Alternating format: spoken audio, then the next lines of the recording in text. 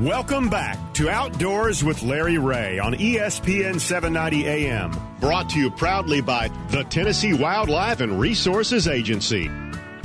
Hey, good Saturday morning. Welcome back to Outdoors with Larry Ray. Hello, all you folks in Brownsville, Tennessee on 1520 AM and 95.3 FM, and Jackson, Tennessee on 101.5 FM, and, of course, ESPN 790, 92.9 HD FM in Memphis. And saves maybe the best for 7 o'clock, the top of the hour here in Memphis, and a little bit later for you folks in Jackson, but had a chance to spend some time in the woods with this gentleman that's coming on with us. Had a great time turkey hunting. We didn't hear anything. We didn't see anything, but I was comfortable. He was comfortable. Had two great decoys out there.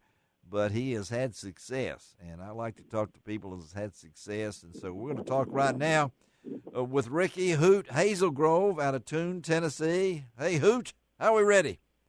Oh, yes, sir. Let's talk, buddy. You have had a life in your 60. Are you 65 yet? Are you getting close, or when's your birthday? I'll be 65 in June. 20 years in the Marines, right? Correct. Was that what was the plan when you got out of school? Did you go? How old were you when you went in the Marines? 18. 18, and so you went and you ended up at Parris Island at the end. I started at Parris Island. 13 duty stations later, I retired at Parris Island. 13 duty stations. So where? All over the United States, or what? Where were you? 3/4 of the world. 3/4 of the world, and you had 4 overseas tours. Right? Correct. To where? Where'd you go?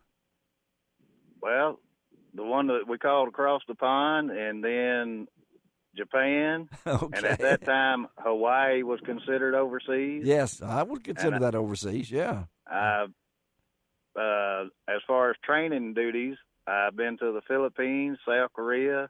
Oh, my goodness. Guam, just all over. And you retired as what? A gunnery sergeant. A gunnery sergeant. All right, so everybody, and as Gene Smith told me before, once a Marine, always a Marine. So I can't say you're a former Marine, right? Correct. You are a Marine for life, right? Yes, sir.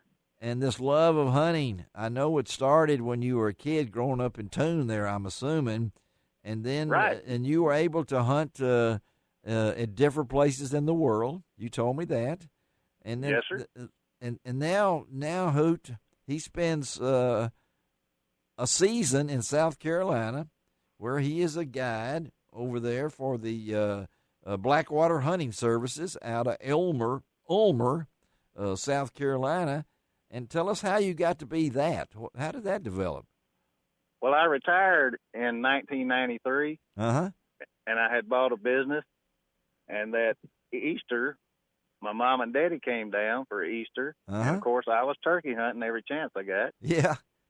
And they just fell in love with the place, with the people and the weather and everything. So they moved down there and started running my business, and it cut me free to do what I wanted to. And I was at a local sporting goods store.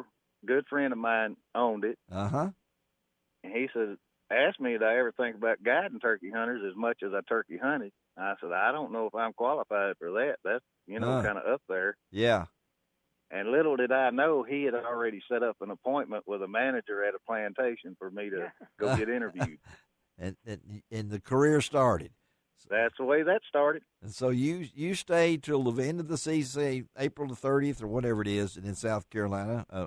When you spent how much time there guiding? A couple 6 weeks or so? What is it? Correct. Yeah, the season's 45 days long, and I typically get there 7 to 10 days prior to start scouting. And then it varies. They change the seasons a little bit each year. And then you head back home. You head back home. I mean, you get back Correct. here. Then I come home and hunt. And you come home and hunt. I mean, when I went with Hoot a week or so ago, I told him, man, I'm almost 77 years old. I can gun, but I can't run and gun, so to speak. And the next thing I know, we're 300 yards and we're in the woods and we're sitting down.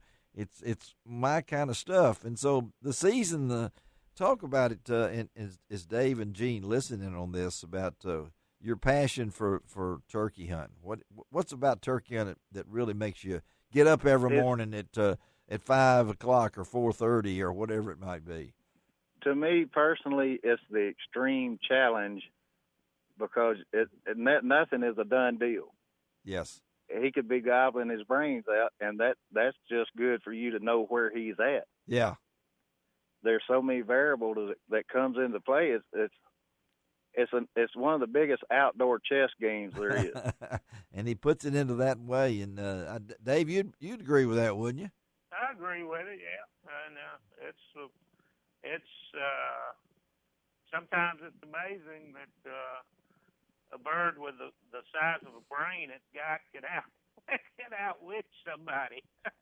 Yeah, he said now if it could smell, you never kill it. Yeah. You know, when it comes down to it. But you've had some success here, Hoot. Let's toot your horn a little bit because you brought in Anthony from Southern Woods and Water. Yeah. I think it was the next day after me or 2 days after me or something. And 2 days after. Yeah. And what happened on that day? Well, everything happened right. I had a turkey, and if you understand, there's what we classify as field turkeys, swamp turkeys, or river bottom turkeys, and hill turkeys. Yes. All right.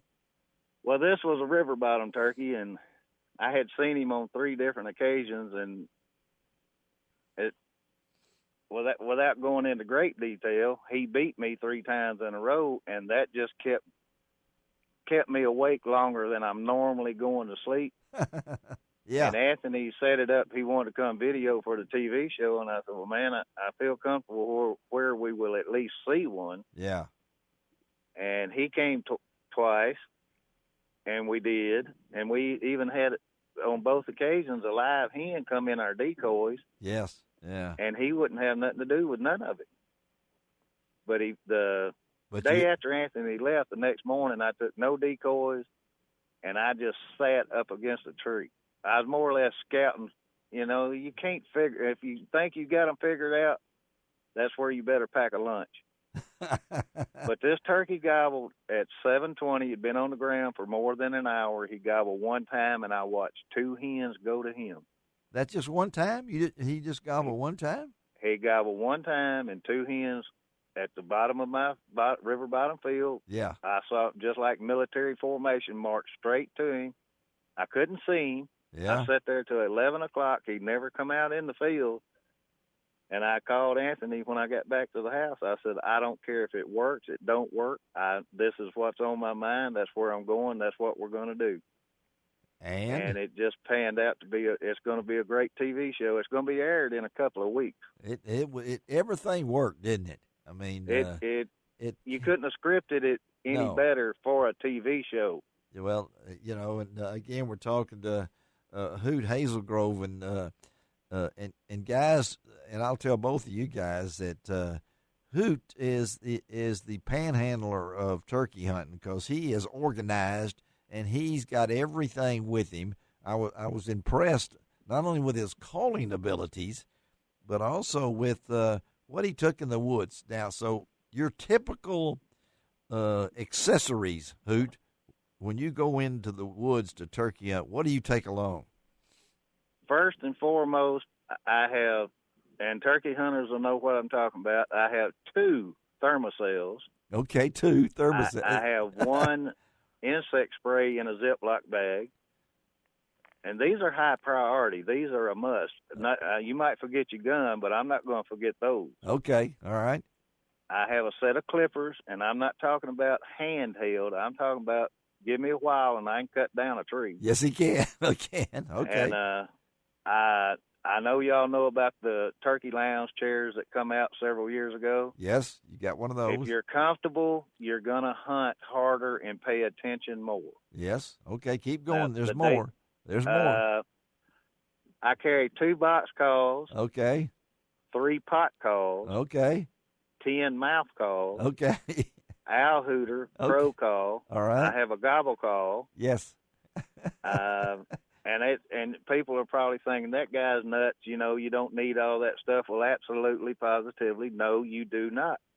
But at certain times, if you actually get lucky enough to hear a turkey gobble, yes, sometimes a different pitched call will turn his light switch on to come towards you. And you've heard that call before. Now, this man has killed a few turkeys in his life. Y'all, you want to guess? All right, Gene Smith, how many turkeys do you think this guy's killed in his? 40. How about you, Dave? In his lifetime? Yeah. It's probably in the hundreds. Okay. You want to tell him, or do I have to tell him? How do you be humble and try not to sound arrogant or brag about it? But yesterday I killed a turkey and made 602. Oh my God! The fella Now, knows how to turkey hunt, folks. I'm telling you, and he lives right you there. You understand? That's not all me pulling the trigger. Oh no, that's been with his guides when he's guiding and things along this line. That he's kept a mark of these things, and and it's not all about the kill, y'all. You may think, well, no. This man loves it, don't you, Rick? I mean, yes, sir. I mean it. If you think about it, when I was a kid and you and I were a kid, there was in my area here, there was no such thing as turkeys. That's right, Dave Gabbert. Yes. There was no deer. There's no deer. Yeah. So, what our TWRA has done, and all the biologists and all the groups that are involved, man, they've made them huntable. And of course, for young people growing up now, it's just a given thing. They'll see turkeys in fields, or they'll, see deer at any given time of night. Yeah, but there were days when we didn't have them, and right. So I guess you could say I was self-taught. Well, I think that makes the best hunters a lot of times. Hey, we got to get out of here. Hopefully me and Hoot are going to hook up on Tuesday of next week, and I'll give you a report on next week's show. Hopefully we'll have some fun. I know we're going to have fun and going to enjoy the morning because he's got a great place. Hey, Hoot, thank you, buddy. We'll talk to you later then, okay? Have a great day. All right? Yes, sir. And y'all always remember safety first. That's got it. Thank you, Hoot. All right. Yes, sir. Let's take a break. Come right back on Outdoors with Larry Ray.